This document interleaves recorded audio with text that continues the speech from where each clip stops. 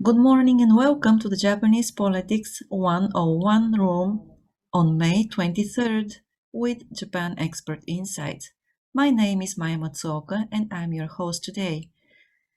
On May 23rd again, we are having Timothy Langley, CEO and Representative Director of Langley Esquire, who is going to walk us through the latest developments and happenings in the Japanese politics. I'd like to go on to the topics I want to talk about that hopefully integrates a lot of the things that are going on in Japanese politics that should be meaningful for you, whether you're here in Japan or living overseas, but for whatever purpose you're interested in doing business or figuring out how the Japanese society is moving forward. And though politics in any country, it's just a microcosm of the broader society. Watching it does give you good insight and direction to how things are happening, especially in a kind of a pyramid-shaped hierarchy like Japan. Looking at what the capstone of the structure is doing is a great way to kind of shortcut a lot of other things. So that's why I promote people to follow Japanese politics, although some people think it's straight-laced and boring and it never changes. Actually, it's a great bellwether of how things actually are happening. So with that, I'm going to talk about maybe five broad topics today. I'm going to talk about Japan and her geopolitics. I'm going to talk about the vaccine situation as it stands today. I'm going to talk about the Olympics and what's going on there. There's a lot of rough and tumble that's happening. And then I'm going to talk about Mr. Suga, his standing, what he's attempting to do, what his position is, what his prospects look like. And then finally, as a feature that I started last time, just pick a part of Japanese politics that might be somewhat thick and misunderstood and just talk about that a little bit. So last week I talked about the National Diet and the upper house and the lower house, the elections, the kinds of people that aspire to those positions, how those positions are distributed. And this week I'd like to go to the local government, so starting from the big and going smaller, and talking about just the integration of local communities into the broader national policy, what influence they have, the people that are running it, what their political aspirations tend to be, and how that helps us understand, the general context of Japanese policy and Japanese politics and how society moves. So with that, I'm going to talk about these different ones. I'll take a break. Last week, in great kindness, nobody interrupted to ask questions, and we kind of moved the discussion on as quickly as possible. So we had lots of time for lots of different questions, and we got stuff that we were unexpecting, like Bitcoin. We had a great conversation last week on Bitcoin, and since then, apparently a lot of people are listening to this program. So since then, Bitcoin has now big in the news this last week. So please just weigh in if you've got any questions or concerns. So geopolitically, Japan stands in a very tight relationship with the United States, and pretty much as kind of history has dictated, follows what the United States is doing, at least regionally, and certainly with regard to military standing. So it irritates a lot of people, irritates a lot of younger people who, are not part of the post-war generation. They're the children of even fathers and mothers who also weren't a part of that generation. So there's a lot of distance there and a lot of criticism with how the Japanese Constitution was formed and the overbearing hand of the United States, and why do we have to do things this way? And there's so much beauty and pride in just being Japanese. Why do we have to kowtow? So there's that element. And in some of our discussions, former Prime Minister Abe comes up with increasing frequency. And one of the populations that he's reaching out to very aggressively is the younger politicians, either in local municipalities or in the national politics, who are members of the LDP, about Japan's standing in the world and its reliance on the nuclear umbrella provided by the United States. So we'll talk about a little bit later about the referendum of changing the Japanese constitution, but the geopolitics of Japan are largely guided by what the United States says. There is some tension there. So with regard to Japan and China, you notice that the Chinese are really hitting hard on the United States and by implication the Japanese on what's going on in Israel and Giza. So it's the rotation of the UN National Security Council. It rotates among its members, and currently China occupies the head of the Security Council, and it uses this position very strategically to criticize the United States on what's going on there. So you would think that maybe United States-Israel relations doesn't have much of an impact on Japan, but in fact it does. China is Israel's number 2 trade partner. The influence of the Israelis in a lot of the things that have to deal with like cybersecurity, and the Japanese have finally launched the digital agency. So we're talking about a lot of things that are kind of unconnected, interrelated, but they all come together to make terrific sense. For cybersecurity, it is the keystone of launching the digital agency, which has been passed and which will start getting more and more traction and more news. And the Japanese, in order to achieve their objectives, need to import a lot of technology, much to their distaste, because it's not homegrown, from overseas. And a lot of that has to do with Israel. Israel is buying away the best producers, thinkers, and creators of cybersecurity technology. So China's lambast in the United States on what's going on there has a lot of political motivations too. You'll notice China is challenging in the South China Seas, the artificial islands, the shipping vessels, what's going on with Taiwan. But also they landed a rover on Mars. So their onslaught, their movement forward, I mean, it's something to be applauded, except for many of the nefarious and somewhat scary approaches that they take to their geopolitics that scare the bejesus out of people like the Japanese or the Taiwanese and the United States. So this situation with China kind of growing bigger and bolder presents lots of challenges. And you'll notice that even being mildly critical of China invites their backlash. And people are very worried to criticize them. For example, with Myanmar, how the Japanese or how the United States deals with Myanmar has inflection to their neighbor in China as well. And we've got the Olympics we're going to talk about, but the inescapable fact is that there is the Winter Olympics next year in Beijing. And so this kind of tweaking of noses and sending of signals through not diplomatic but commercial channels begins to take a ominous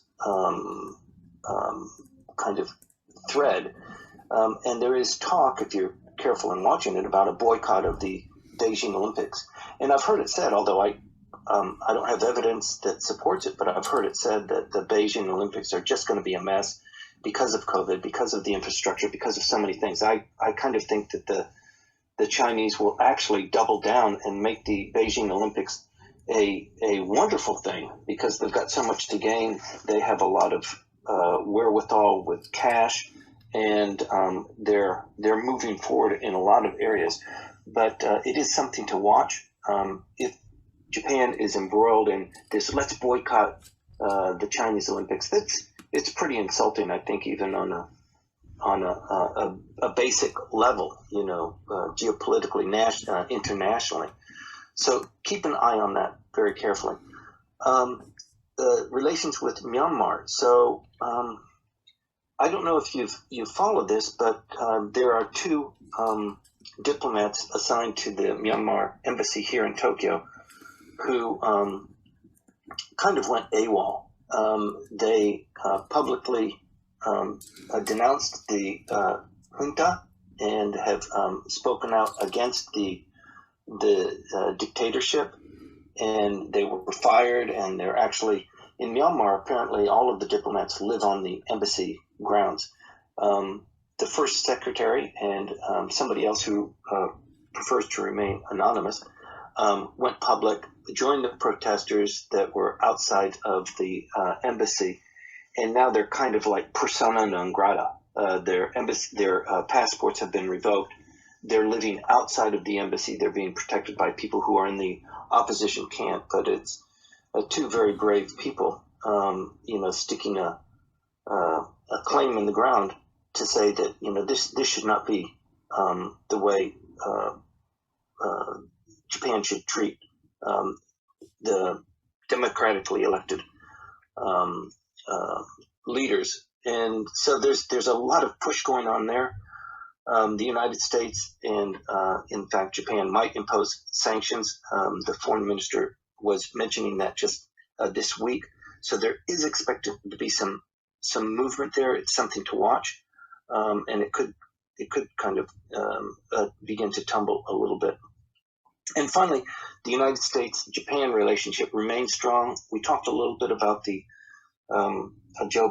President Joe Biden talking or mentioning his friend Ron Emanuel as his candidate for ambassador to the United States. It's not a done deal. He still has to go through Senate confirmation. Even if things go well, we wouldn't expect him to arrive until probably in the fall. But that's a pretty big deal. Japan has been without an ambassador for a long time. And whatever you think about Ron Emanuel, he is very close to the president. That's one of the key features of any ambassador. The fact that he has little to zero Japan experience is obviously qualified as less important. But his number two is the head of the diplomatic mission in Taiwan. He'll be coming over relatively shortly, in probably 2 months or so. So things will start picking up in the U.S. Embassy. And the pieces in place, you can expect the Biden administration and the USTR, who is also newly appointed, to be a little bit more demonstrative in what the Biden policy is going to be with regard to trade, with military, with the United States position on a lot of different things. And just to close up this part, the president of South Korea has visited he's in Washington, D.C. today, a 4-day trip. Today is, I think, day 3, for a bunch of meetings. It was somewhat overshadowed with concerns of COVID and semiconductors. But the reports that are coming out of Washington, D.C. now are full of optimism. It looks like things are going to go well. And with the United States placating North Korea and the North Korea-South Korea relationship, it looks like we can expect some movement going forward there rather than a launch of new missiles, which was kind of the outcome if things didn't go well in that relationship. So it looks like things might be settling down there. With that, I'd like to close up the geopolitics so that we can move on to my next, which would be the vaccine situation. But if there are any questions or issues that you want to bring up, I'll be quiet now. If anybody has anything to volunteer, please. Well, while we're waiting for people to raise their hands, I have a question to you, and it's more like I would like to know your opinion about cybersecurity. And you mentioned that the Japanese government will have to import technology, probably have some deal with the some Israeli cybersecurity producers. And I'm aware that the Japanese government has been working on this for a few years now. I mean, they have been, not exactly negotiating, but actually checking the options with the Israeli government and the companies there. But also, some American companies, they work, they are quite advanced in cybersecurity options as well.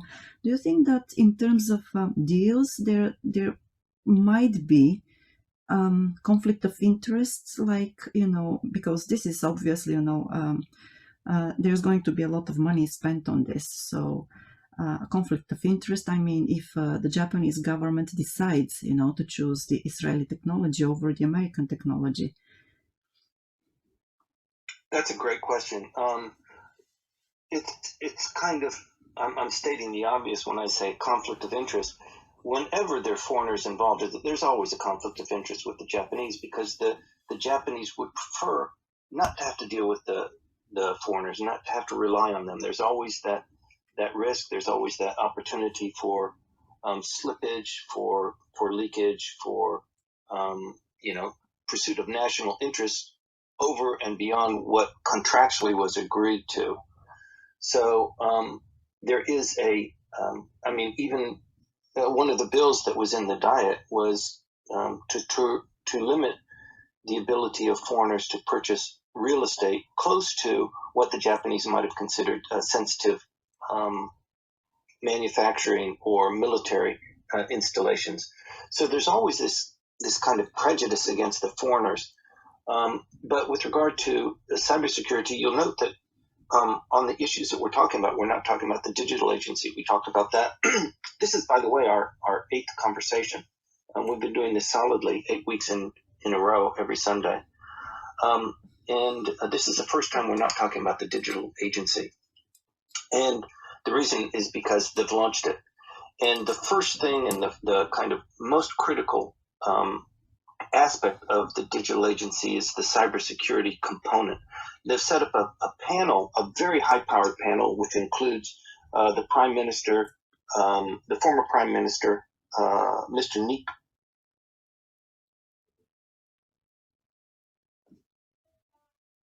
We lost you, I think. We lost you at Mr. Nikai. Okay. Yes, Nikai. Nikai, yes. So the unfortunate reality is that the Japanese have not been pushed into that area as hard as the Israelis, of course, the Russians, the United States. There are a lot of things going on since the last time we talked. Number one is Okinawa and Hokkaido are now suffering far more infections than even Tokyo. So that's something of an unusual development. That's only happened over the last week. And so the calls for having a nationwide state of emergency are beginning to grow. And you put that in the context of having the Olympics, it complicates things an awful lot. You'll notice that we'll talk about the Olympics, but you'll notice that the calls from people like Beat Takeshi or Mikitani from Rakuten or Son from SoftBank, these guys are beginning to say, even from not a political perspective, but from an economic or from a corporate perspective, what the hell are you guys doing? We shouldn't be doing this. The Olympics are going to be a crushing blow. Mikitani said it's a suicide move. So these voices are starting to come up and provide a hard backdrop for vaccines, for vaccine rollouts. What the hell are you guys doing? How come it's only 2%? The Prime Minister went on the record, by July 31st, all of the people 65 years and older will be vaccinated. That's 36 million people between now and the end of July. So he's kind of stated that. I'm pretty sure he'll be able to do it, but it's still just a drop in the bucket. And if he achieves that, and that's all he achieves, we have the Olympics that are coming up, and it doesn't really address that issue.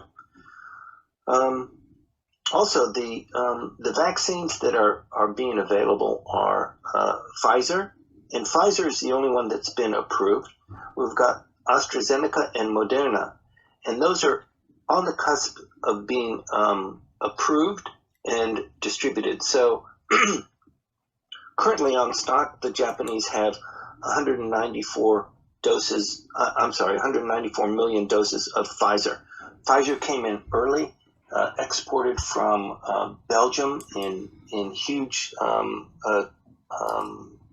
airplanes, and put on hold, put in freezers. These are the ones that need to be super frozen, and they've been in warehouses waiting for inoculations. Moderna has 50 million. Those also came from Belgium, and this is what we have right now in Japan. And AstraZeneca has 120 million doses. AstraZeneca, interestingly enough, under license, is being produced in Japan. So you would think that they're the ones that get a little bit more of a priority or a preference.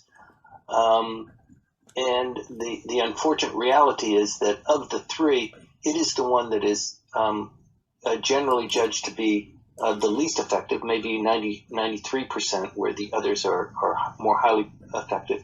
And also it suffers from a little bit more of blood clotting in the elder people than the Pfizer. So there's a lot of mixing and matching going on there, a lot of calculus that people are applying, because you can see, Pfizer, that's money that's going out of Japan for a product that's being distributed to Japan at a, even the Japanese people aren't paying for it. So this is money out of the Japanese economy, in addition to everything else that's happening under COVID. So there's a lot of concern there, the vaccines. The final thing I'd like to say about vaccines is Konotaro is prominent in this rollout. If you're watching TV and seeing what the Prime Minister is doing, you will notice that Yasuhide Nakayama is starting to emerge also as a kind of a key figure. He is a great politician, comes from a great family heritage, and the more a person appears on TV, the more likely that their future is in higher elevations of Japanese politics. He's a person that we should watch. He is the vice minister for the defense agency, so he's coming on more and more as the Kono plan is beginning to emerge. But the Kono plan with the SDF wasn't his idea. It was just like, how come we can't get the local governments to do anything? And they're not working fast enough. They're screwing things up, and we're getting blamed for it. So let's go with the self-defense forces as a fallback. So that was how that idea came up. And the last thing I'm going to talk about today is local governments. But with regard to the vaccine and this tension between the national government and the local governments, Mr. Suga says, you guys need to set up these centers and please work with Kono so that we can distribute all of this. And they're saying, look, that's great for you, but who's paying for all of this? We're suffering too. Our economy is down, and you're giving us orders, and us doing a good job. Of course, hopefully it helps our 65-year-old people, 65 plus years old people, but it also helps you, Mr. Suga, by kind of calling that. Why don't you give us more money to do that? So that explains a little bit of the foot dragging, and also there's this tension between Mr. Suga, the LDP, and some of these some of the governors and some of the local municipalities. There's a real battle going on with the factions of the LDP and the opposition parties, because we're moving very quickly towards an election. Before September 30th, there will be an election of the lower house. So a lot of chess is going on there, even though people's lives are at stake, and it could have been rolled out an awful lot quicker. Any other countries that Japan is compared to in the G7, even beyond that, the European countries, it's almost laughable. People in New York and in Spain and in France are partying in the streets and no masks and drinking alcohol. So in comparison, Japan looks extremely weak. With that, I'd like to close up vaccine, open the room for any questions or comments, and then move on to the Olympic. May I ask? Sure. I've noticed over the years that the response time is much greater, as you've mentioned, to emergencies, the Kobe earthquake, the Fukushima disaster, the tsunami disaster. And I was wondering if you would comment on why is it that the government's response time is always so painfully slow, in spite of the fact that Japanese lives are in danger?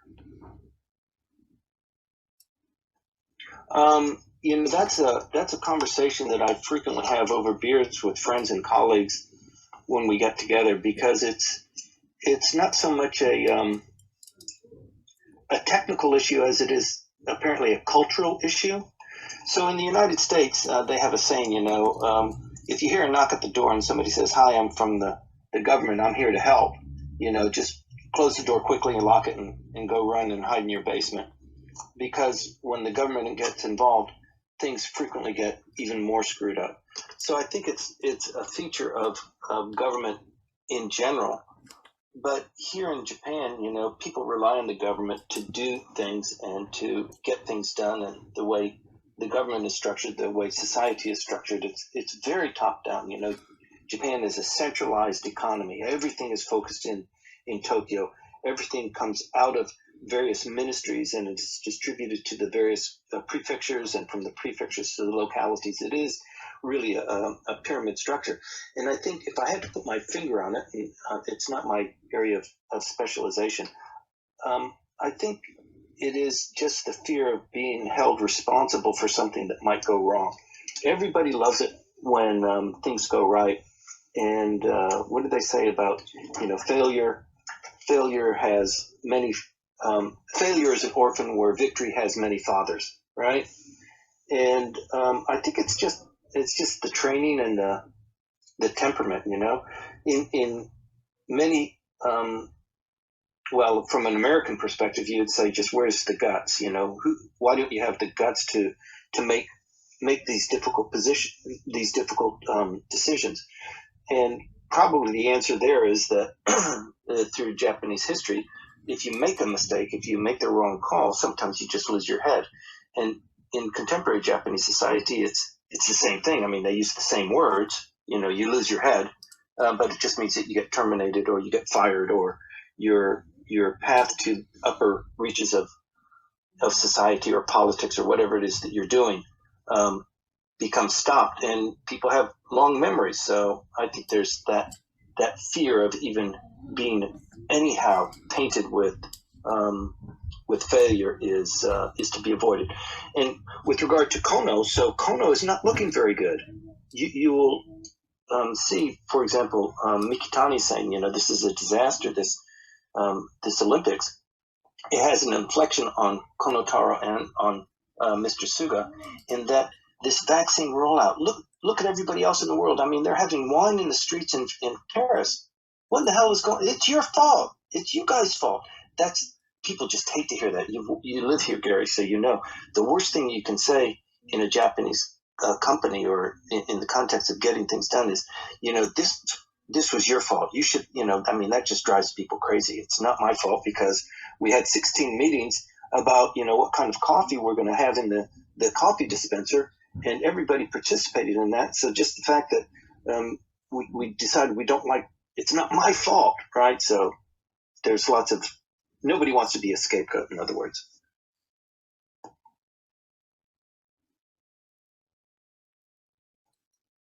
Okay. Anything else? If not, then let's move on to the Olympics. Hey, Timothy. Asa here from Asa, how are you? In Osaka. Very good. Thanks again for having me up here. Just a brief question. I've heard a little bit of conversation. Just want to know what you thought. But have you heard anything regarding the vaccine passports? I've heard a little bit of conversation about that. I'm looking to do some business travel, hopefully the end of the summer. So just wondering if you've heard anything about the possibility of vaccine passports in Japan or anything of the sort. Okay.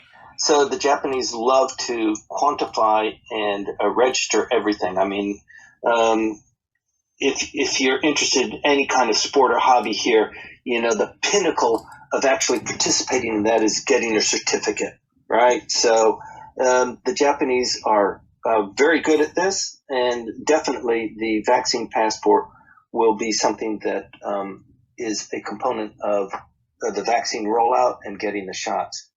With regard to travel and people coming in, so even for Japanese, so there's a little bit of vaccine tourism going on now. People going to Guam, Hawaii, anywhere in the United States, you can go in, and even as a foreigner, you can go in and get a shot.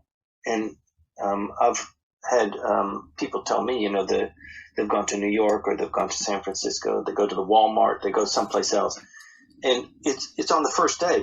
They arrive, they sign up, they walk in, they get the shot. It is unbelievable. It's amazing, especially when you contrast it to what the Japanese have.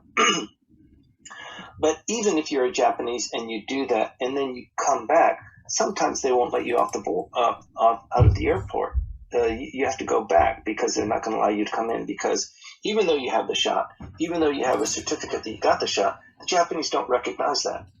So the first thing you have to do is, when you get your shot, is you go to the departing airport lounge. You take this is what the Japanese require. You take the test for the PCR, right, to show that you don't have the infection, even though 2 weeks earlier you had taken the test, taken the shot. So you have to have the PCR. You come to Japan, you take the PCR again. They might not recognize the fact that you have taken the vaccine in a foreign country. So there is no protocol for that. They're going to run into a huge trouble when the Olympics come, because all of the athletes, the responsibility of being inoculated for the athletes is their home country. It's not the Japanese. So when they come in, they have to have a certain protocol that there is a guarantee that they've taken that. And the only way to do that with the Olympics, it's a little bit easier, because they must be certified under their own Olympic committee. So the responsible party is the Olympic committee for everybody that's coming in, plus the trainers, plus the families. With regard to people who are traveling, and even if you're Japanese, you have to put up with that. So for the foreigners, they're going to treat you even worse than that. They're not going to let you into the country. So I have heard stories of people who do the vaccine tourism. They go overseas, and then they come back and they have a incredibly difficult problem. The other thing is that the LDP is now beginning to complain. This is a precursor to things that are coming, that could potentially come up, which are not very nice or very much looked for. But the research has indicated that 29% of the people who come into Japan don't reply to the emails that are coming into their cell phone. Where are you right now? Are you still in the hotel where you're supposed to be? 29% of those are being just ignored. So there's a bit of a fear, and of course, it's not just the Japanese; it's the foreigners that are coming in too. So even though the window of coming into Japan is still very limited, it's still limited to 2,000 per day. They are having problems with that. But definitely a vaccine passport, a Japanese vaccine passport, will be issued. And the real question is, how is that integrated with other countries' vaccine passports, and how do you get around the counterfeiting of these vaccine passports? Well, thank you, Timothy. Yeah, I recently just came back about a month ago after a business trip, and that was my concern. I actually turned down the opportunity to get vaccinated in the U.S. because I just thought it would be a headache explaining and validating that here in Japan. But thanks for your insight. Appreciate it. Thank you. Anybody else have any insight on that? Takeshi? I have a question. I still think the media speculation that Suga-san might cancel the Olympic by the end of May. At the same time, he will dissolve the lower house by the end of May, basically step down. So do you have any take on that? Yes. So I'm hearing that as well. the storyline is, if they cancel the Olympics, there will be an election, and he'll probably, I don't know. It's difficult. So one would say he's falling on his sword. He's taking responsibility. He's canceled the Olympics, and so he just throws himself to the Japanese population. I think if I'm a member that's running under the Suga administration as the LDP, and he's my guy, and we took the hard decision, I think that's a little bit difficult. I would have a hard time to get behind that, and I think voters would too. The other one is that we have been convinced, even though my approval rating is so low, to cancel the Olympics, and I know a lot of people will be hurt, there'll be money that will be lost, but this is the right decision to save the population, even though over the last 6 months, 80% of the Japanese population has said they oppose it. I'm finally listening to you. It still looks very weak. I think if we cancel the Olympics, it kind of is the end of Suga. We'll talk about that a little bit later. I think he just needs to take responsibility, cleanse the LDP, put somebody else in charge, and have them run. So part of the conception here that you have to keep in mind is, when they have an election and you're running on the LDP wants to maintain their majority in both houses, and with their coalition party, the supermajority in one of the houses. But in any event, they want to have all of the people who are running in the LDP who currently have a position to win. And when you put your poster up where you're you're kind of bumping elbows or fists or whatever with the current prime minister, how does that enhance your standing with the voters? So it has that kind of echo effect. And if the echo effect is not very good, then you're not going to be showing your picture with the prime minister. So that kind of planning is going on now, because you have to order these photographs, you have to get the makeup, you have to do that in anticipation of the election. And if in fact he cancels the elections, that's in less than 2 months. And you've got the Tokyo Olympics as well, the Tokyo Metropolitan elections as well. So all of these things need to happen now. So there is so little time to be making these decisions. But I think personally that if they cancel the elections, they will wait to the last time. It will come kind of as a surprise. We've gone this far. Why didn't you do it 2 weeks ago? Why didn't you do it 3 weeks ago? I think it'll be that kind of situation, which does not reflect positively on the LDP or on the current prime minister. So it's really a difficult call, but I kind of think that they're going to cancel it. Thank you. Something to watch, and something people in the audience should just continue to stay tuned. Every week something happens, and it needs to be put into a context. So please stay tuned. Thank you. I think we can proceed with the next the Olympics. Terrific. Yes. Okay. Okay. Thank you very much. Just to wrap up with the Olympics, because we're going just a tiny bit long there. Running the Olympics and kind of going on with what Takeshi was talking about, even the people who have volunteered to help with the Olympics, they're getting so many people who are just canceling out. So the first cancellation came because of Mr. Mori saying, we don't want to have so many women in the committee because, boy, they talk a lot, and that caused a furor, and he gave up his position. They had more than 1,000 people, volunteers, resign as a consequence of that. More and more people are beginning to retract their registration to volunteer. People are becoming scared for being in that situation, because obviously the people who have volunteered are not 65 years or older. They're younger people. They're people who are interested in contributing. They speak some English, or maybe they visited Spain, or they just want to be involved. I mean, it's a huge deal. The scare tactics, they're not scare tactics. It's just people just being scared as a consequence of the rollout of the vaccine. So there were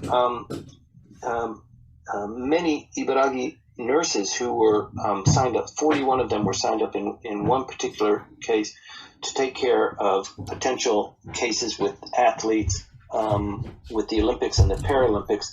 And almost 70% of them have resigned, have withdrawn. They're not going to be participating there. So when we're talking about the possibility of the cancellation of the Olympics, part of the danger there is who's going to pay for it. So if the Tokyo Olympic Committee cries uncle first, there's payments that are due as a consequence of that. I think the only out there is force majeure, an act of God, the pandemic that nobody ever anticipated. I don't think it was ever written into any of the contracts that, a global pandemic is considered foreseeable. Therefore, it's, you have to purchase insurance for it. So somebody's got to pay for the cancellation. You've got the tort lays that are being canceled in various areas. That's a big deal. It's a precursor to a vibrant Olympics. And in Japan, they're being canceled left and right. The motorcades are not there. The people on the street waving the flags. It's just not working. The IOC president, Mr. Bach, and his number 2 coach are scheduled to arrive in Japan just a week before the Olympics starts. You might remember that the Olympic Committee chairman, Mr. Bach, requested to come to Japan 2 weeks ago, and his arrival was declined. Not when he was in the air, obviously, but beforehand, because we're just too busy. Thank you very much. You're a pain in the ass. If we're going to cancel it, you could be a little bit more helpful rather than, kind of ramming it down our throat and saying publicly and saying to the prime minister, these Olympics will occur. No matter what, they will occur. And that, that's a little bit heavy-handed. Soon after that statement was made, Ms. Koike, the governor of Tokyo, visited the prime minister's office with her entourage. They had a lot of things going on there. So it could be that there's this coalition of forces that we have decided that we cannot host the Olympics. How are we going to make that happen? The best way, the most effective way, is to have various countries withdraw their teams. So you have the island nations, they withdraw their bobsled team, for example. When that begins to take up a bit of momentum, you'll start to see that, and that's the signal that this tactic is being applied. So it means that if not enough countries commit to actually joining, even though they have committed to it, but their athletes and their trainers are worried about it because now Japan is in a nationwide state of emergency, something we mentioned just earlier, right? How big that is and how impactful that is on this other calculation. You'll begin to see that taking momentum. So watch it very carefully because it's going to happen. If it does happen, it's going to happen very, very quickly. It'll start to tumble, and then there'll be some announcements, and then you'll know that the Olympics will be canceled. And it's anybody's guess at this point. But pronouncements out of the prime minister's office is, come hell or high water, we're going to do it. But these calls from, some really prominent figures. I mean, Beat Takeshi coming out. He's a comedian. He's an important figure in Japanese society. But for him to come out and say, this, you should cancel the Olympics, that's a pretty big deal. Mikitani, who is the CEO of Rakuten, coming out with a political statement like that indicates, political aspirations. So maybe when they close down the House and the elections come up, he could very well be a candidate. I predict that that's a huge possibility.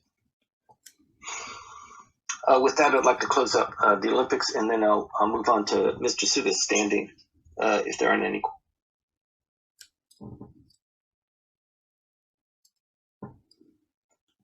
Great, thank you very much. So where is Mr. Suga? His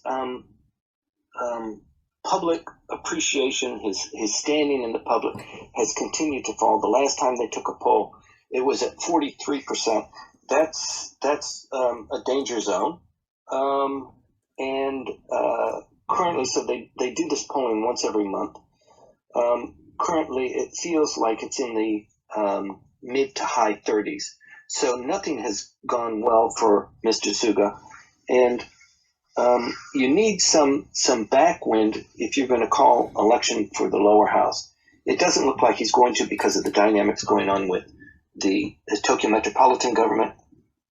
Their election is in July 4th, so we're about 6 weeks away from that. Election campaigning will start 2 weeks before that. So he's reluctant. He's kind of not contractually, but he's promised the governor of Tokyo that he won't hold a snap election for at least 2 months before the metropolitan government elections, and for 2 months afterwards as well. He could break that promise, but he's waiting for some sort of tailwind. Nothing good is going on for him.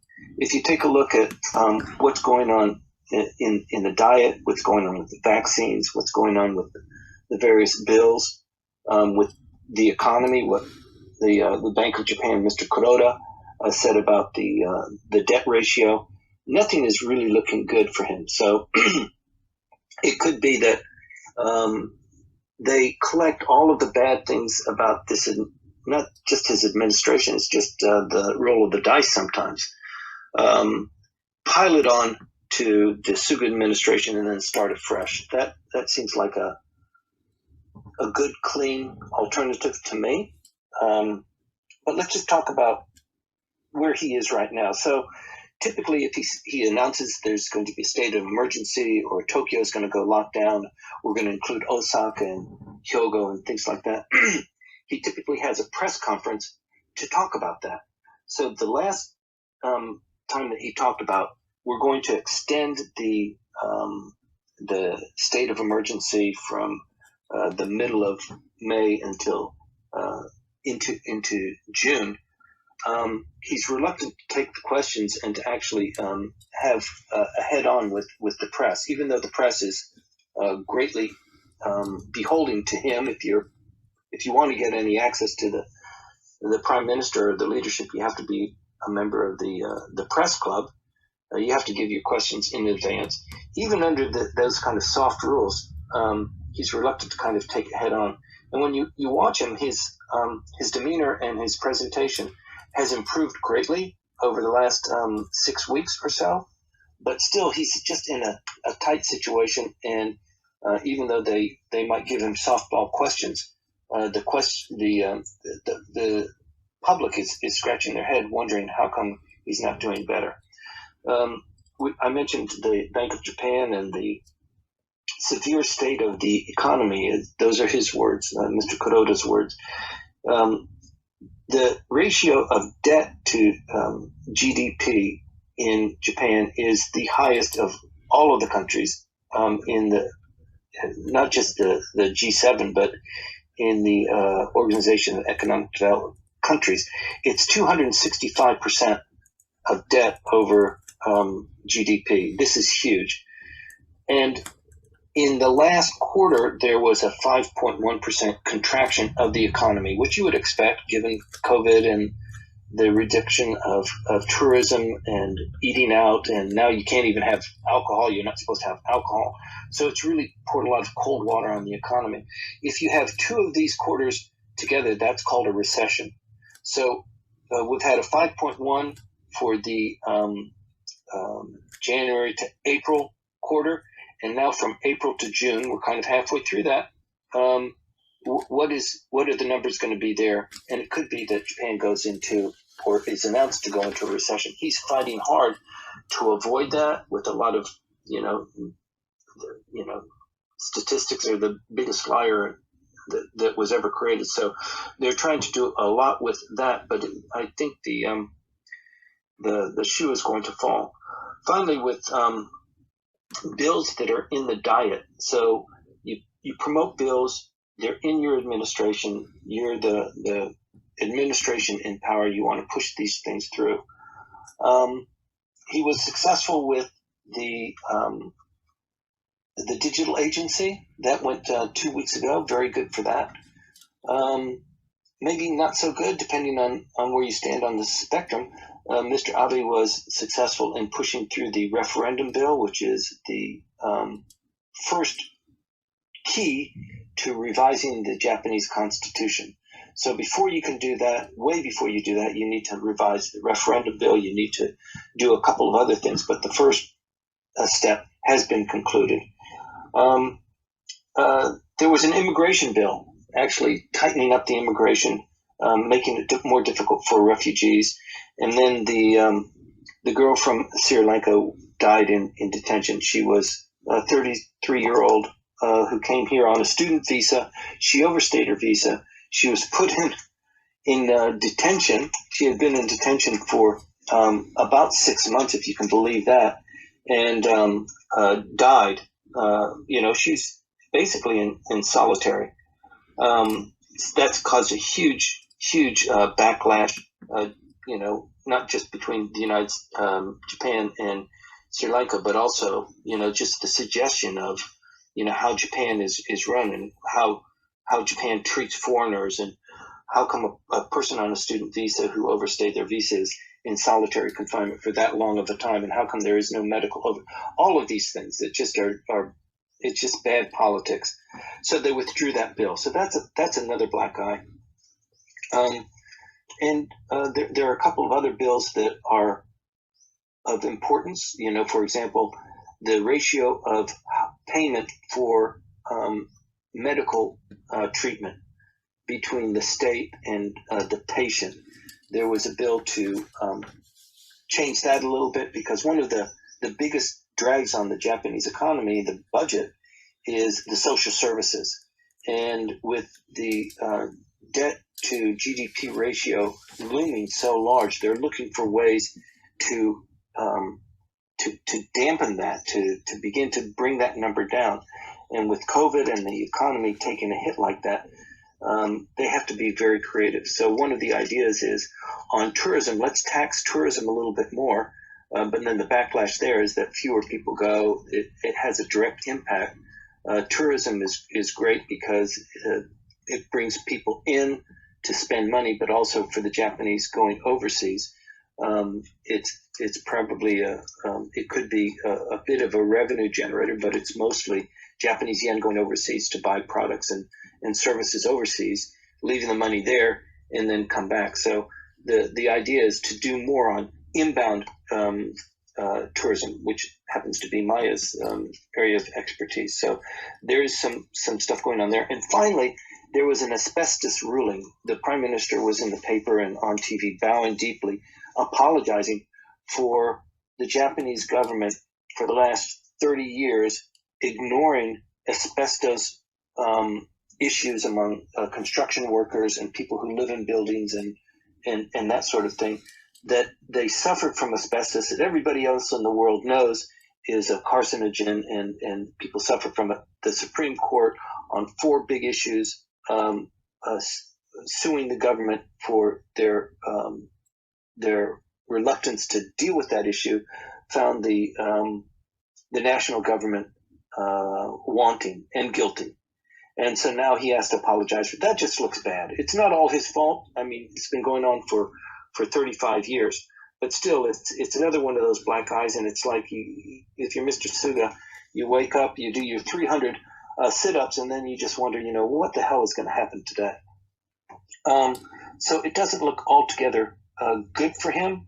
The booking fiasco for vaccines, it inflects on Suga, it inflects on Kono Taro, and it's it just looks like, you guys just don't know what you're doing. You're a bad administrator. You shouldn't have been selected as prime minister. Let's have an election where we actually elect somebody rather than you being appointed and you stink as a prime minister. There's a lot of that going on. The fact that we might have a nationwide state of emergency will also be just another nail in the coffin. So it doesn't look altogether good. With that, I would like to close up that component of my presentation on Mr.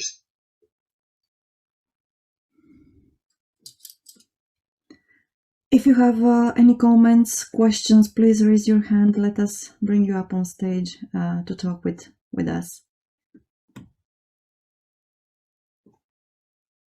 And if not, I was going to go into local governments as a kind of final part, but we've been going on for an hour now and haven't had a chance to open the room where really we generate the most heat and light and get comments from people and ideas for better discussion. So let me push off the local governments because that's going to take another 5, 10, 15 minutes. So let's just open the room and see what anybody else has to say, if that's okay with you, unless people really want to hear about local government.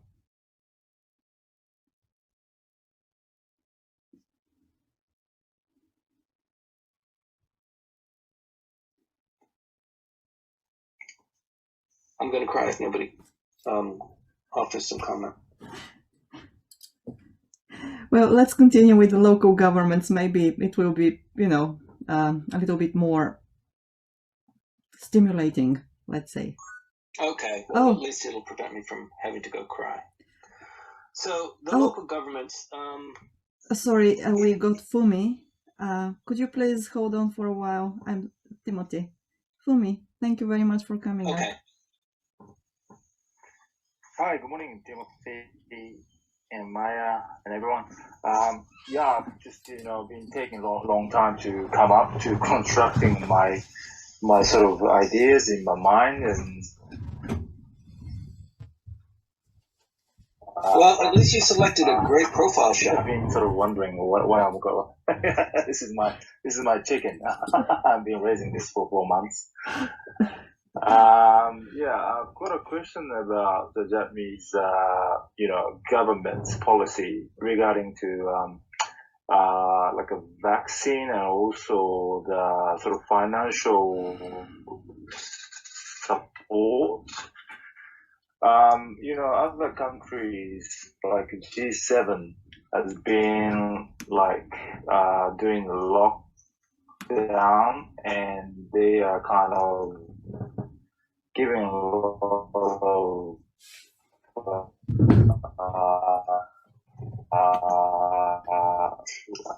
money, financial support to they are kind of they are work for constitution is protecting our human rights or freedom, but we tend to have a very loose policy regarding the sort of traveling or quarantines, and everything is very loose. But we have been managing our number of patients pretty good, and death toll is really low. I think last time I checked the number, and that's like a 132, like very, very low among the all countries. Like we're ranked at 132, so it's pretty low. So I think get to your point for me. Yeah, sorry. Yeah, I'm gonna get to the point. Why don't we sort of do the lockdown and give the money to the all Japanese society, and that will raise our deflation solved, because we are going to go to inflation because of lots of money in the money pool. So why can't we do it? And others, doing it, and I can see a lot of booming, like in a stock market. Their local economies, like in Australia, New Zealand, US, they've been booming. Why can't we doing? Like, if we don't do it, we're going to in a recession. So that's my question. Yeah. Why can't we do that? Yeah. I personally am not that familiar with the various strategies that countries apply. But I know that there's the herd mentality strategy. There's the strategy of lockdowns. There's a strategy, don't let people in and deal with the population that you have now.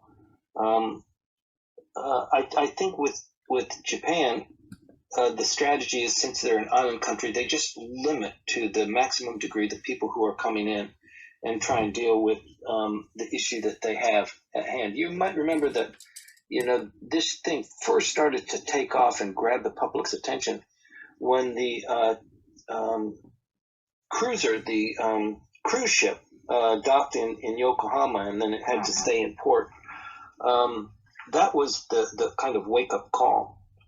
And once again, it's, even though the ship was full of Japanese as well and many foreigners, I think the strategy here is, kind of lockdown without locking down. Lock down, the borders and try and deal with it. But Japan has been, as you point out, blessed with the low level of deaths. But I think the tension there is, do we save lives or do we, save the economy?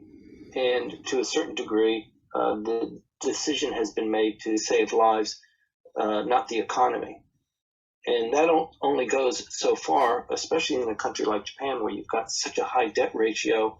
The economy is beginning to falter. 5.1% for the quarter is a pretty big number. It makes sense, if you're living here and you're seeing how things are shut down and how people are working from home, not going to the office. You go downtown, it's not a vibrant, active economy. You were going to say something? No, I'm just been listening. So, got a question: why can't Japanese government can't print out a lot of cash and to? Yeah, they do. They do, right? And then why can't we give them to the people? For all people, like they did last year. Like they gave us a jumayen per person, and that was there was an increase in the price and the commodities. And that's something they wanted all the time, right? Because we've been having a recession and the deflation for last 30 years. And at that time we could see the sort of the commodity price up because of the jumayen. A lot of people spend. And I don't know why they haven't done it. Like in Australia, a friend of mine living in Melbourne, they get like $600 per week without any job for like last year, for a year. And I just don't understand this this system, how it works. I'm not like an economist or anything, but comparing to the other countries doing it, and then I can see the result is booming. Of course, there's an increase in the second-hand cars and housing and etc. But that's what we need in Japan, don't we? Or I just don't get that idea. Why the Japanese government can't distribute the money to people. I don't know. As an analyst of what's going on in Japanese politics, it is my policy not to try to provide advice or counsel to the Japanese government what they should be doing.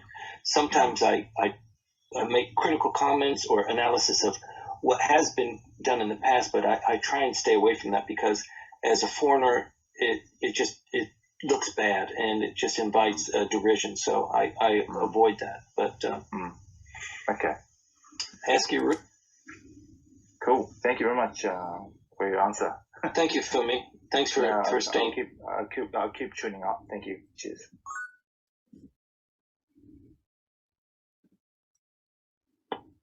Oh, hi. Good morning. Good morning, Hayato. How are you? Yeah, I just have one kind of a question that I'm going to ask. You put a flame around your photograph. It looks great. Oh, okay. Thank you. Yeah, so the last week, one of the news was about incoming U.S. ambassador to Japan, who will be Ron Emanuel, right? And do you know that he was the first chief of staff for the Obama administration for 4 years before he became mayor of Chicago, and now he's a little bit free. Now, in the past, the last 2-3 ambassadors are just they have like a very little function, seems to be, except just ceremonial, like function just to go to parties.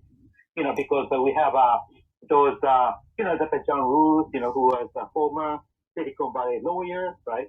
Then we have this other couple of political appointees, in the meantime, the seat has been vacant, right? The ambassador seat has been vacant, right? So that, then my impression has been that there's not much of a role for an U.S. ambassador that is being played. The whole thing is running without having a strong political ambassador, right?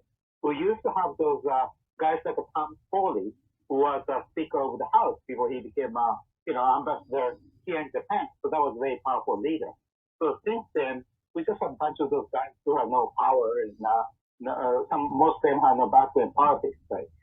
So, but do you think that will kind of change this time, because Ron Emanuel has been a very strong political leader who ran the entire Obama administration for the 4 years? I would like to get your those who are in update information. Thank you. Thank you, Hayato. So, yeah, I've heard it said recently, especially with regard to Ron Emanuel, that the position of ambassador, it's an acronym. It's not contemporary with current technology. If a leader of one nation wants to talk to the leader of another nation, he can just pick up the phone. He can call Zoom. He's got his staff. It's not that important. But I think the ambassador's role is it is ceremonial in many respects, but it is kind of the face of the country in the host country. And I think it's vital that it's there. It also serves other purposes for nationals who are residing in that country, and also as a trade facilitator. And particularly with Japan, the military component of it is important too. So the Tokyo embassy is not the largest embassy in the State Department assets that the United States has globally, but it is probably the most popular destination for State Department or Commerce Department diplomats, because the low crime and the high standard of living. It's a difficult place because if you don't have the Japanese language, you are somewhat left out. So a lot of business people and their wives and their families find this out. Singapore is far more accommodating, but still, it's the number 3 economy in the world, and it's not just an accoutrement. And the fact that Ron Emanuel was former chief of staff for President of the United States speaks volumes for him, and it is true. The most important asset that an ambassador or a political appointment has is their affinity with the President of the United States, and Ron Emanuel definitely has that. The second qualification is not necessarily local specialized knowledge, but it ranks very high. The unfortunate thing about dealing with the Japanese is that they would prefer somebody who wasn't so clever and ingrained in how things are working here. So one of the people that was high on the list for consideration is Glenn Fukushima.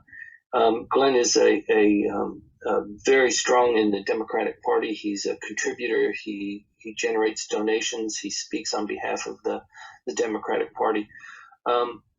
And I think in the second round, under Hillary Clinton, he would have been named as ambassador.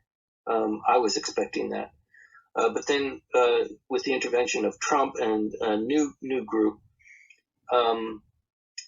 Glenn or somebody like Glenn has probably fallen out of favor, because the Japanese themselves, I think, would prefer somebody who is, enamored by Japan and the Japanese are so cool, and my wife can study flower arranging, and won't it be good? We can eat with chopsticks, and I think that's more of an appealing kind of individual for the Japanese. You can ingratiate yourself better and quicker rather than have somebody that's already up to speed. They know the ins and outs. They know where the closets are that carry all of the skeletons.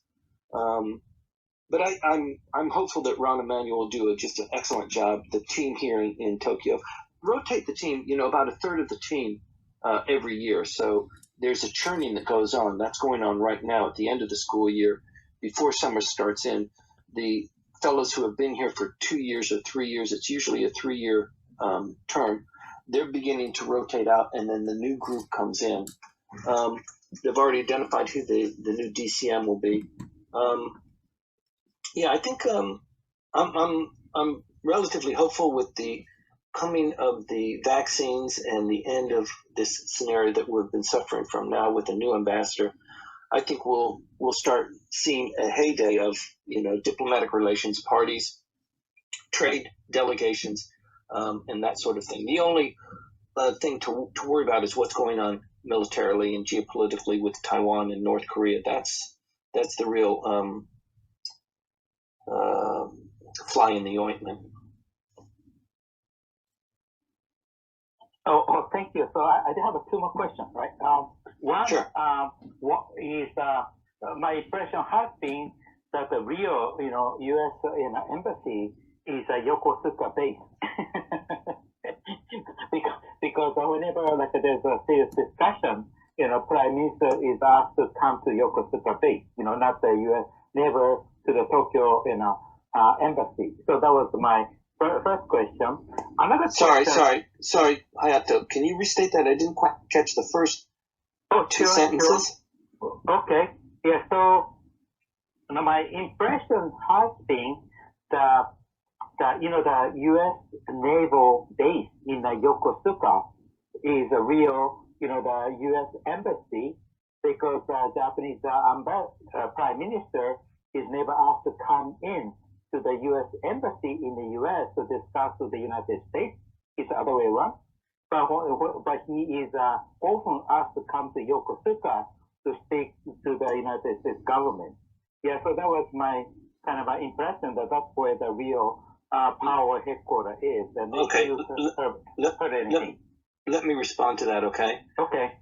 Number one, it would be outrageous for the United States to request the Prime Minister, the leader of the host country, to come to my embassy because I want to talk to you. I would be astounded should that happen. That should never happen. I agree.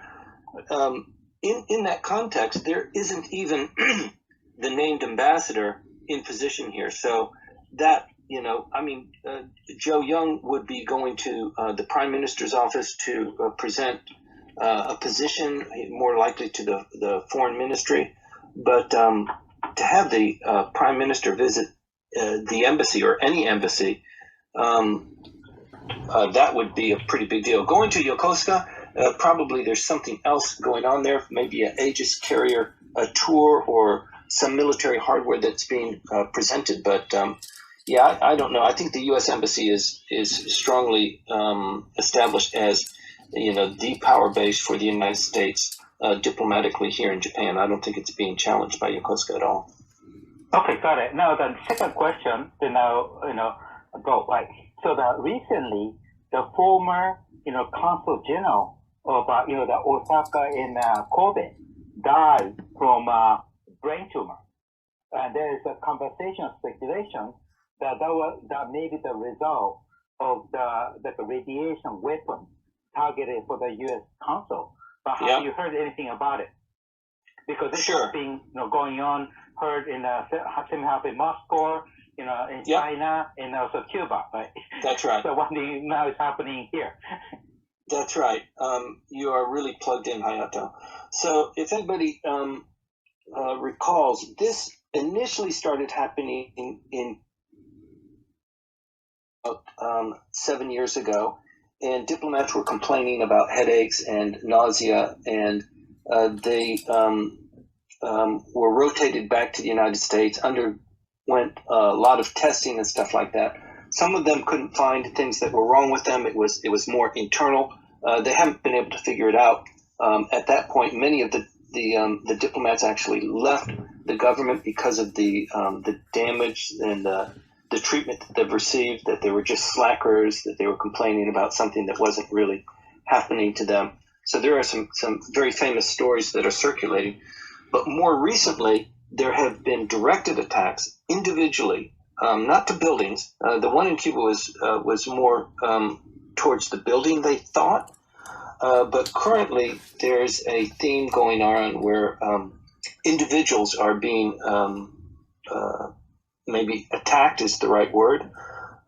They don't know how or when, but it is suspected that it is a direct kind of particle beam to damage various diplomats. So that apparently is going on. It's quiet in the news, but yeah, if you have your ear close to the ground, you are seeing that.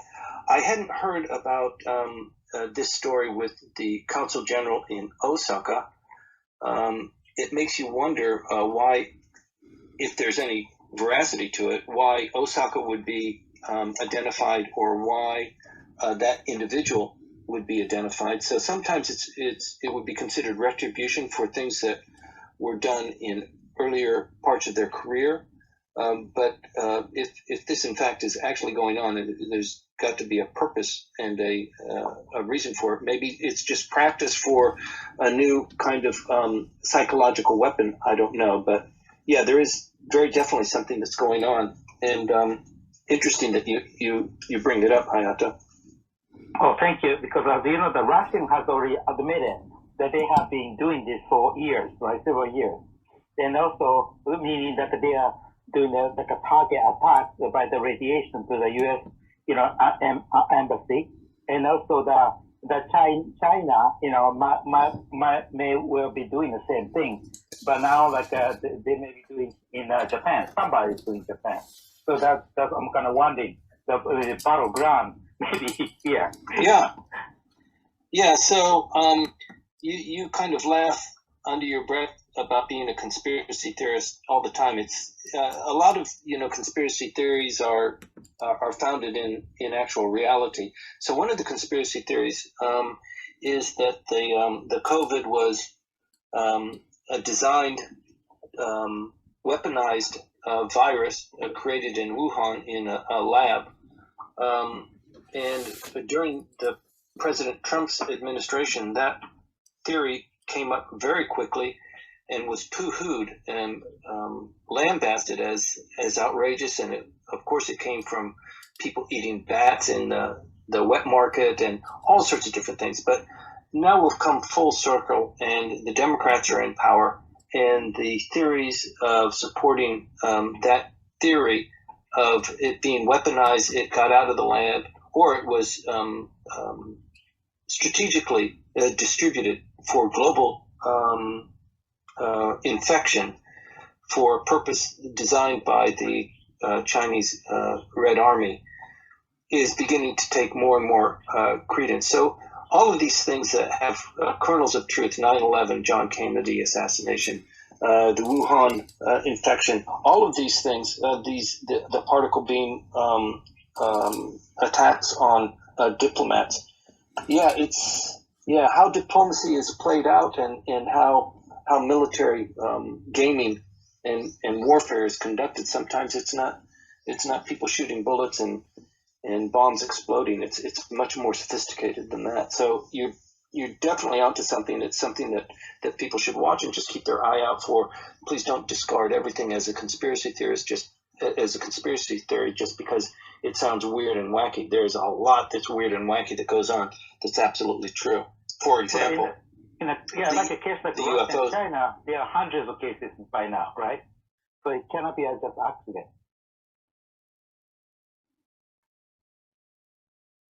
I'm not as familiar with. Okay, right, thank right. you. I'm not as familiar with what's been going on in Russia, but I do know enough about what has been happening and some of the policy reports that have been coming out. I follow it very carefully too, because it's so interesting and intriguing, how these things roll around. For example, the UFOs. I mean, talk about a conspiracy theory. The United States is coming out now with more verified information. There was a report with a U.S. admiral that he said, these things, they come on there every day for the last couple of years. We've been seeing this. We just haven't been talking about it openly. But this has been going on for a long time. We don't know where it's coming from. We haven't been able to figure it out. These things. This is not technology from our Earth, but there's a lot going on. So don't want to digress. Sorry, Maya. No, that's okay. If you don't mind me, just getting back on subject, telling you, asking you to do that. Yes. We still have one topic, which is a little bit more down to earth than the UFOs, even though, they seem to be quite real nowadays. So, yeah. Okay, could you please proceed with the local governments and how they're structured, and we'll see if people have questions about them as well. Good. Let me try and do that very, very quickly. Maybe not in a too satisfying manner, but once again, for people who are on this page or in this room, if there is something that you're keenly interested in how it works and why it's the way it is, please message, DM me or Maya, or come up to the speaker's platform to talk about it, and I'll spend some time on it. This is just an experiment to see if it resonates with people. So last week we talked about the national government, the upper house and the lower house, how they were distributed. And this week I'd like to talk just very briefly about local governments. In many countries, the leader of the country comes from the governorship of certain areas. So for example, in the United States, several presidents came out of governorships without having been in the Congress or been in the cabinet and have that kind of hierarchy, that kind of breeding. In Japan, there's a kind of a set recipe of how you become prime minister. You have to be in the lower house for a certain number of terms. You have to have served in policy positions within the LDP. You've had to have a ministerial portfolio of at least 2, potentially 3, but these are kind of like a checklist before you can even be considered among the press and the pundits as prime ministerial material. In Japan, it's quite a bit different, but it is changing. So there are a couple of people who are potential candidates to become candidates for prime minister. Maybe not prime minister, but in moving this kind of context forward, that the LDP is not the one that decides all the time.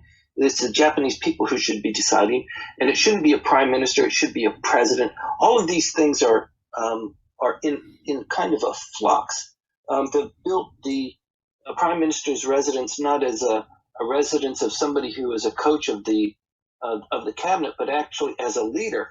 And it recognizes a leader globally, and that kind of is a prime minister, but not so much under the construction of how Japanese politics is based. So the pyramidal structure of the national legislature and how the Japanese government is run in Tokyo is pretty much replicated in each of the 48 prefectures, and Tokyo being the most prominent one. Tokyo is a prefecture and it's a municipality. So the Tokyo governor, Koike, is also the kind of the mayor of Tokyo as well. She's sitting on top of the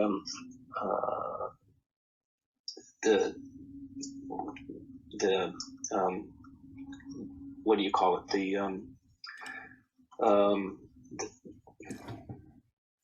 The political base that runs Tokyo government, right?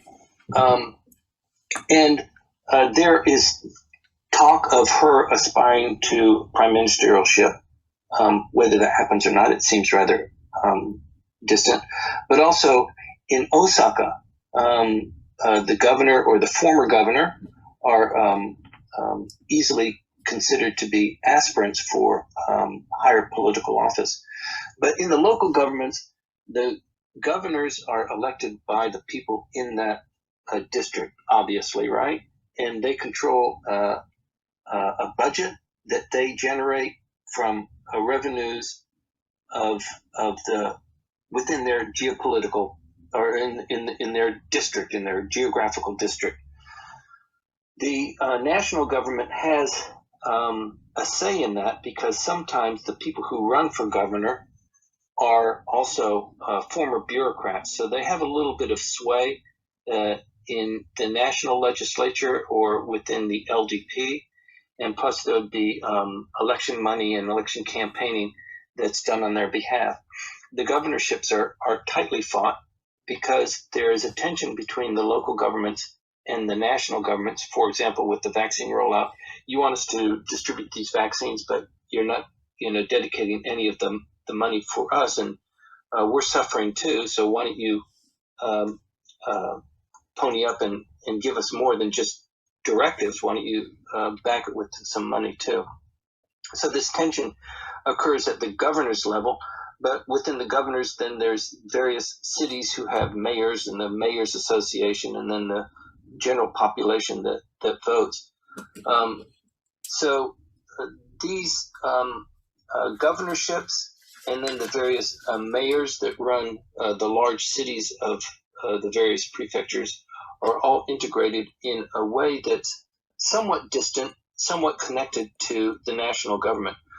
When the digital agency is fully launched and fully implemented, the directives from the national government will be more easily distributed from the various ministries and also from the Prime Minister's office to the various municipalities. There's going to be great resistance at the ministerial level to relinquish that much information to the central government through the vehicle of the digital agency. But that will happen. That battle will be fought. That battle will be won by the central government. And eventually the various ministries will be integrated into a holistic kind of digital, library where the Prime Minister can actually initiate and dictate and investigate how things are being done. And from there, the next step would be to go to the municipalities, which will be just another fight because these are independent bodies that have their own governors, their own way of doing things. So you can anticipate seeing the LDP and the opposition parties too being more and more interested. I mean, not to say that they're not interested now, but as this begins to roll out, they'll be more interested in making sure that, for example, Kyoto remains in the hands of Komeito, and there's a legacy there, or that Osaka, the government there is not LDP, it's the localized political party. So you'll see more and more of that happening. But the key here is that the national government, the Prime Minister, the members of the cabinet have a certain sway over national policies and how things are done in the municipalities. The implementation is dependent upon the governors and the mayors there, and that's where the rub is. So even though they might get a word from on high that this is how we're going to do it, this is how we're going to tax, this is how you're going to treat these people, and this is how the money is going to be distributed, implementation is at the local level. And that's why you see Konotaro having such a hard time, even though the idea was great and we're going to vaccine roll out and you guys are going to do this, implementation at the local level, that's where things begin to break down. I hope that's not too boring for you. And if there's any questions that I might be able to address, I'm happy to take questions. Otherwise, there might be people that are more familiar with how the local governments are run. Maybe you can throw in your 2 cents too. Thank you. Quick question. Why do you think this vaccine rollout is slow in Japan? As you know, Japan is slower globally. In this is supposed to be the advanced nation, right? So that's my question. I'm done. So. Yeah, it's fushigi.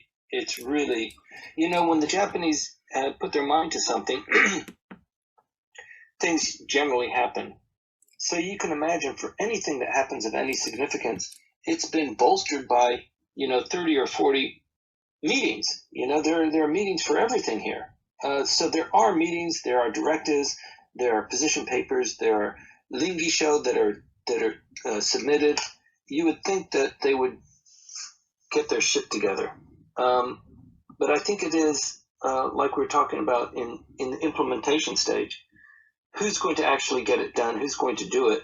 And that takes cajoling of people who are different from the people who make the decisions to those people who are actually doing the work.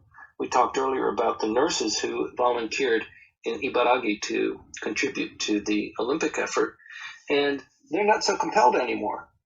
So they've withdrawn. So, yourself, this refined art of passive resistance.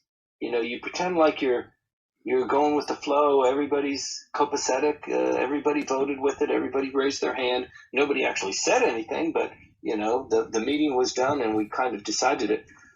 Going from that position to actually having it done in reality is a completely different issue, and it usually requires a different set of stakeholders. The doers and the deciders.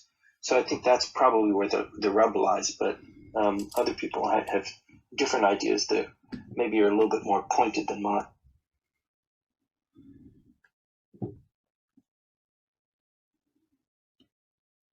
Okay. Question: do you think it has been slow because local government has been slow to execute, like those central government has been complaining or criticizing? Yeah. Okay. Yeah. Yeah, I think there are a couple of things going on. One is the implementers of the plan, the grand scheme that is decided in Tokyo, and then you guys are pushing us around. I think there's a little bit of tension there. If you want it done that way, then why don't you contribute? And I'm not, privy to those kinds of discussions. But if you just look at the way the tea leaves are assembling, something's not quite right. The Japanese typically, well, kind of, sometimes the Japanese do act like that. In the face of something like this, they're quick to action, with some of the natural disasters we've seen with, 3/11 and with Kobe. Volunteerism and people contributing and people being selfless, it happens very quickly. But somehow when you get the Japanese government involved and you have this layer of administration, things begin to fall down. They take time. Everything takes so much more time here. And it's not just with regard to COVID, with just about anything else that you want to do. But that being said, I am reluctant to be highly critical of the Japanese government, because that's my base too. If I'm perceived as critical or as a naysayer, pretty soon my phone calls are not returned and I'm not invited to some of the meetings. So I have to be careful. With this, allow me to proceed with closing the call. Thank you very much for joining us today. We're looking forward to having you again next week. Have a great day.